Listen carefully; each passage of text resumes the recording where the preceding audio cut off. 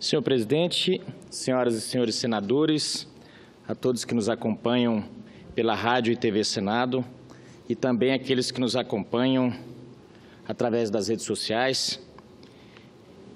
E há poucos dias, presidente, me perguntaram o seguinte: mas por que vocês falam aos que acompanham pelas redes sociais? Porque hoje nós temos uma interatividade e no momento em que os senadores estão falando aqui, tem pessoas assistindo e acompanhando e comentando o que é tratado aqui no Senado Federal. Então, nossos cumprimentos a todos esses que prestigiam os trabalhos aqui no Senado. Senhor presidente, em meio às inovações legislativas que parece chover sobre as relações de trabalho no Brasil, merece destaque, sem sombra de dúvida, a retomada da cobrança do Fundo de Assistência ao Trabalhador Rural, FUNRURAL. Como se sabe, por muito tempo, liminares concedidas a grandes e pequenos proprietários rurais haviam suspendido o pagamento dessa contribuição. Nesse quadro, até bem pouco tempo, entidades do agronegócio orientavam os produtores providos de liminar de não pagamento desse fundo que aguardasse o posicionamento conclusivo do Supremo Tribunal Federal. Acontece que a Corte já decidiu desfavoravelmente aos produtores rurais. Em fevereiro, a Corte declarou constitucional a cobrança sobre a receita bruta com a venda da produção agrícola devida pelo produtor rural, pessoa física. Não custa lembrar que mais de 15 mil processos com liminares estavam suspensos na instância de origem à espera do desfecho do julgamento. Em decisão proferida naquela ocasião, ao julgar um recurso extraordinário, a maioria dos ministros do STF entendeu ser constitucional o artigo 1º da Lei 8.540 de 1992. Tal dispositivo prevê o recolhimento da contribuição para um fundo rural sobre a receita bruta proveniente da comercialização da produção de agricultores e pecuaristas. Na verdade, na visão de alguns especialistas, a cobrança do fundo sempre foi devida. A liminar apenas suspendia provisoriamente a cobrança. No entanto, na visão de outros, ainda resta todo um trâmite até que os efeitos da decisão cheguem ao processo judicial. Afinal de contas, à luz dessa abordagem, o trâmite do processo não se esgota nessa específica instância. Para estes, cumpre ainda ao STF oficiar os tribunais regionais federais, aos quais, por sua vez, competirá oficiar as respectivas varas encarregadas dos processos. Somente a partir desse estágio é que se determinará a cassação ou não das liminares expedidas. Mesmo assim, vigora hoje o entendimento de que as liminares serão, sim, todas derrubadas. De fato, as liminares não eliminavam em absoluto o pagamento das dívidas. Havia, porém, uma expectativa muito elevada de que a maioria dos juízes iria se posicionar favoravelmente ao pleito dos trabalhadores rurais. Embora o quadro final tenha espelhado o contrário, o resultado foi adverso dentro de uma margem de votos muito estreita. Desse modo, passa a vigorar daqui em diante a leitura de que os produtores rurais que possuam empregados têm a obrigação legal de contribuir para a Previdência Social sob a alíquota de 2,1% incidente sobre o valor da comercialização de sua produção. Nessa ótica, o Fundo Rural veio para ficar de vez, sem tergiversações, sem protelações. Assim, prevalece a recomendação no sentido de persuadir o produtor rural a reservar recursos visando ao pagamento das contribuições atrasadas. Pelo menos é o que pensa o presidente da Federação da Agricultura e Pecuária de Mato Grosso, no olhar de quem já se deveria estar preparado para o pior, visto que as controvérsias envolvendo o Fundo Rural não isentavam, a rigor, os agricultores dos seus compromissos com o Estado. Isso adquire ainda maior valor de verdade para os produtores destituídos de liminares, de quem se espera a retomada do recolhimento em tempo mais ágil possível. A ideia se ampara no argumento de que se deve evitar, o quanto antes, a acumulação de dívidas e juros a partir de agora. Mais grave ainda, o ambiente de preços das commodities não anda lá muito bem. Nas palavras do presidente da Associação de Soja e Milho de Mato Grosso, a ProSoja, Andrigo Dauncin, tanto a cotação de grãos quanto o mercado pecuário acenam com preços em decadência, resultando em receita deficitária nas propriedades. Resta-nos, então, mitigar os prejuízos, buscando fórmulas menos dolorosas de absorver o choque financeiro. Diante dessa dramática decisão, senhor presidente, o nobre senador Ronaldo Caiado, em audiência pública conjunta do Senado e da Câmara, para debater o problema do Fundo Rural na última quarta-feira, chegou a declarar que o governo não poderia penalizar o setor rural ao querer fazer caixa com a cobrança retroativa deste fundo. Não por acaso, e aproveitando o ensejo, o senador Caiado apresentou projeto de lei pela remissão e o cancelamento de todo o passivo no Fundo Rural, que pode chegar a 26 bilhões de reais. Envolto em um apelo comovente, ele chamou cada estado, cada produtor rural, a solicitar a seu representante parlamentar a assinatura da urgência para o projeto. Mais que isso, ele, apropriadamente, não hesitou em questionar o grave momento econômico e político em que o STF decidiu por validar a cobrança do Fundo Rural. Em face da grave crise que assola o Brasil, tudo soa como uma inconsequente provocação ao se julgar que seja justo o setor rural pagar a conta com essa bilionária cobrança. Penso que só podem ter confundido uma safra recorde com mais de 200 milhões de toneladas com a renda final do produtor. Querem que o setor arque com suor por toda essa estrutura do governo que não foi reduzida. Estão procurando fazer caixa justamente no setor agrícola, disse o senador Caiado. Aliás, juntos estávamos a criticar o governo por não ter apresentado qualquer proposta que, a despeito do ônus financeiro proveniente do Fundo Rural, pudesse viabilizar a continuidade da atividade do produtor. Afinal de contas, trata-se de um setor que tem impulsionado a economia do país. No entanto, não foi a grata surpresa, senhor presidente, ao depararmos com as notícias mais recentes, segundo as quais se anuncia que o Palácio do Planalto deve oferecer, sim, benefícios às empresas e produtores rurais com dívidas com o fisco na expectativa de reduzir resistência à reforma da Previdência. A intransigência das autoridades econômicas parece ter adquirido um choque de realidade ao ceder espaço às reivindicações mais elementares do setor. Mais detalhadamente, senhor presidente, a Comissão Mista do Congresso Nacional acaba de aprovar mudanças significativas no novo programa de regularização de débitos fiscais proposto pelo presidente Michel Temer, incluindo aí benefícios para os devedores.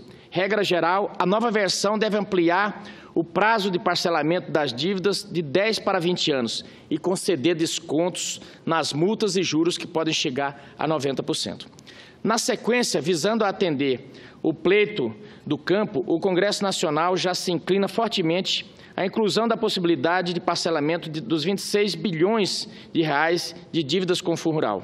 Graças a esse esforço da bancada, estamos lidando com uma conquista expressiva dos produtores do campo, evidentemente, quando tudo estiver devidamente acertado no plano legal. Antes disso, porém, cabe-nos a vigilância dioturna para que o governo não nos surpreenda mais tarde com alguma ressalva legislativa nebulosa. Contra tais eventualidades, é imperativo que estejamos atentos às manobras políticas sobre os movimentos das quais tudo pode vir a se perder como um passe de mágica. Na verdade, senhor presidente, o que temos que olhar é que boa parte do alicerce que sustenta a economia brasileira hoje vem do campo. E não podemos demonizar nem tratar aqueles que trabalham no campo como inimigos ou como se trabalhasse contra a nação. Não podemos fazer um jogo de luta de classes contra aqueles que estão no campo. Porque, na verdade, os produtores, aqueles que produzem, seja o pequeno, seja o grande, ele joga todo o seu capital todo ano e à espera de chuva, à espera de que haja produtividade. E, paralelo a isso, ainda tem que enfrentar, na maioria das vezes, as mazelas de uma infraestrutura precária para escoar os seus produtos. Essa é a nossa preocupação e eu trago essa inquietude dos produtores, porque meu estado ele vive praticamente do que se planta. Nós ainda estamos numa economia bem primária e apenas o estado sobrevive de commodities. E qualquer respingo que dá, às vezes uma crise hídrica ou qualquer sobressalto no câmbio, safras inteiras, os produtores todos passam para um prejuízo muito grande. Sem falar que boa parte do estado não tem as propriedades não estão regularizadas. A regularização fundiária é um desafio ainda muito grande e boa parte das propriedades, principalmente dos pequenos agricultores, carecem de uma segurança jurídica, carecem de acesso a crédito porque ainda estão com a sua situação fundiária de forma muito precária.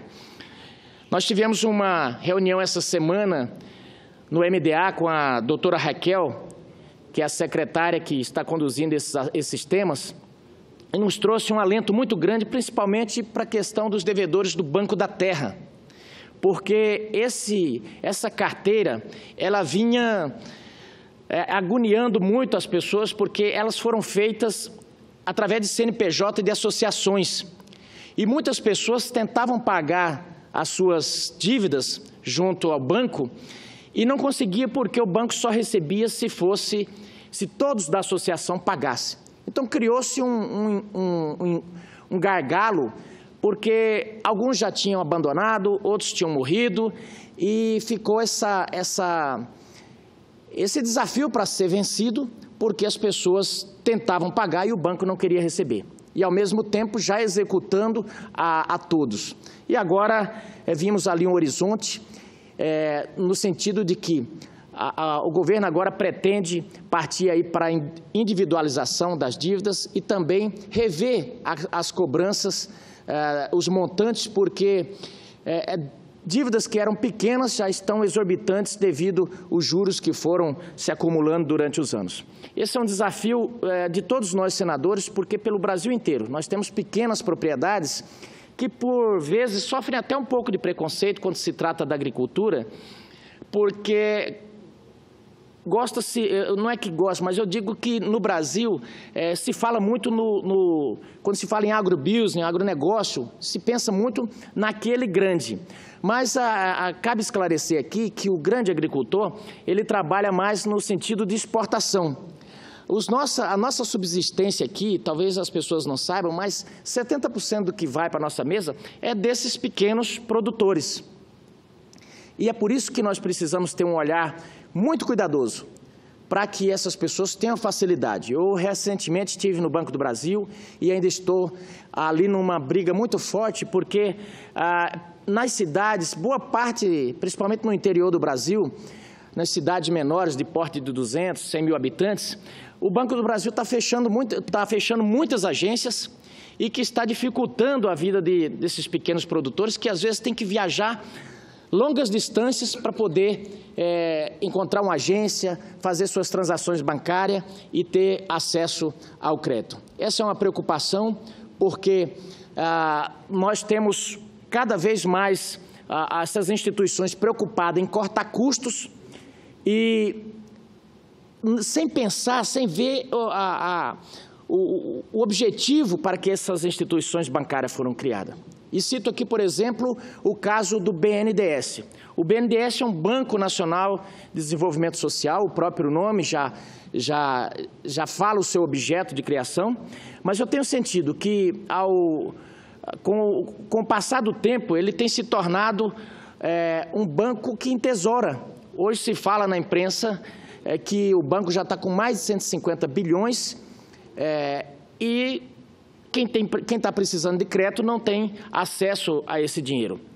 Cito, por exemplo, o caso da rodovia BR-163, que havia no nascedouro da concessão a perspectiva do BNDES financiar aquela obra, e agora, simplesmente, o banco saiu de cena.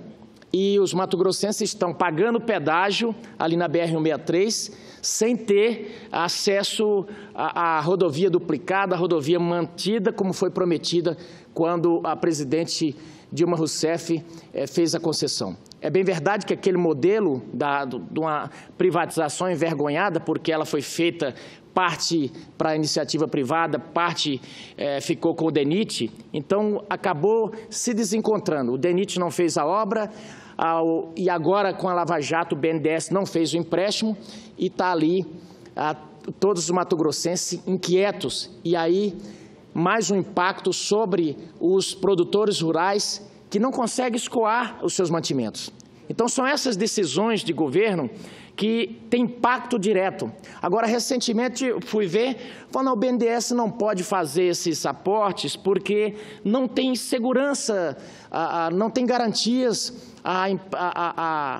o rate da Odebrecht virou pó e a empresa, o banco não pode fazer empréstimo. Mas aí eu fico perguntando, e eu pergunto para os técnicos do BNDES, quando foi para mandar dinheiro para o Porto de Muriel?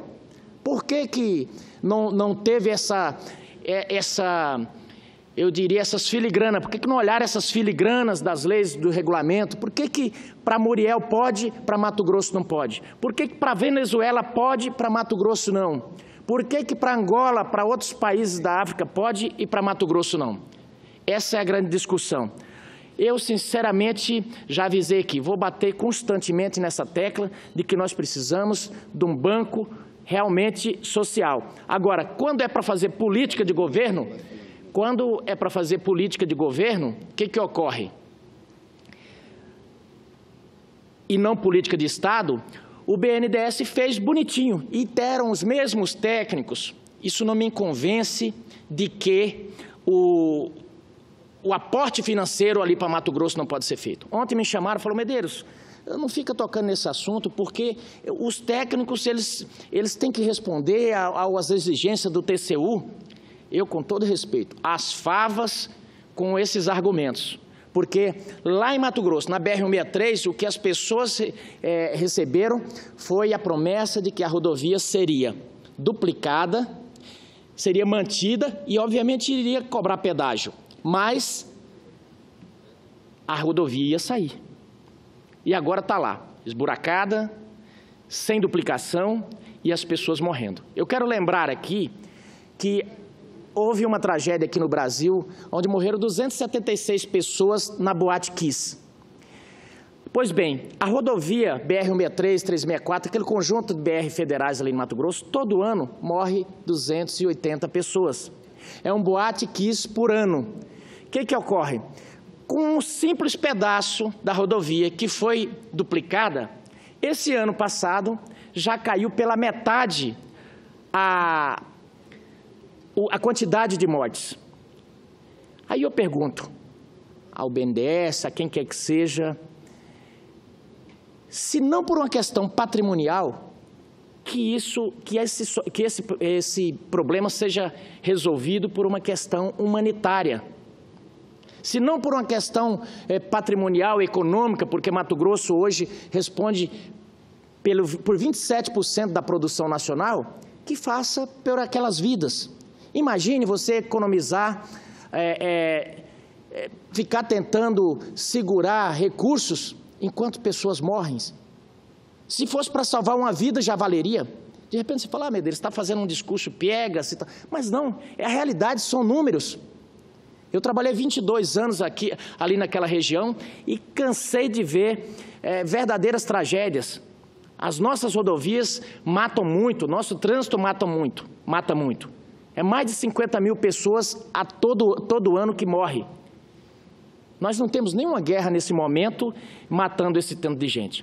Então, às vezes as pessoas ficam aqui em Brasília, trancadas nos gabinetes, preocupadas com esse ou aquele assunto menor, enquanto tem um Brasil real que tem soluções, ou precisa de soluções urgentes, emergenciais. Mas não, você entra no gabinete e fala, não, mas é porque essa portaria aqui, ela não pode, tem que ser cumprida aqui. Olha, eu penso o seguinte, nós precisamos de um grande esforço, quero conclamar a bancada do meu Estado, nós precisamos reunir, se preciso, Ministério Público, Tribunal de Contas da União, governo, para que a gente possa solucionar esse gargalo. Não pode porque a empresa está na Lava Jato. Meu Deus do céu, Lava Jato é um caso de polícia. E, aliás, eu faço um alerta aqui, nós precisamos copiar países que já passaram por operações similares.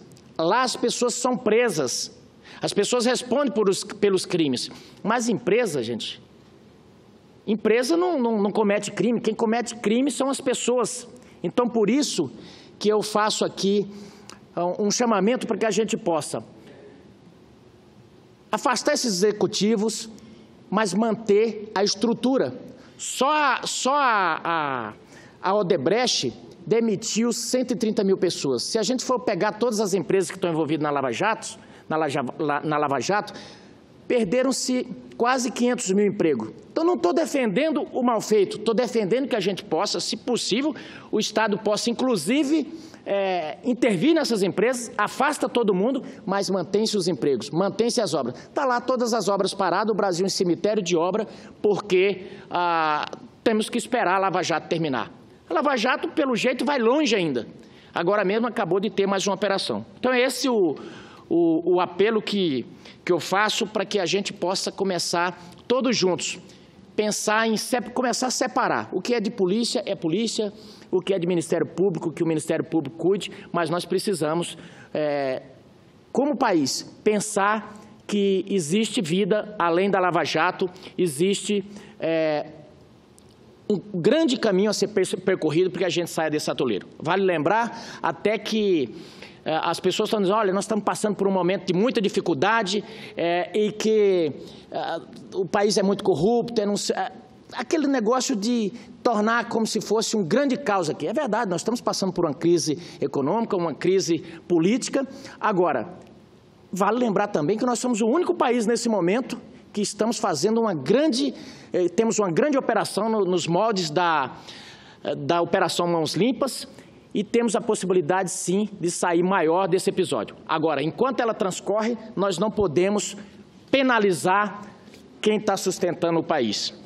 Nesse momento, senhor presidente, agradeço pela tolerância e digo que nós temos que começar, temos os nossos embates políticos, mas, acima de tudo, buscarmos uma saída para o Brasil. Muito obrigado.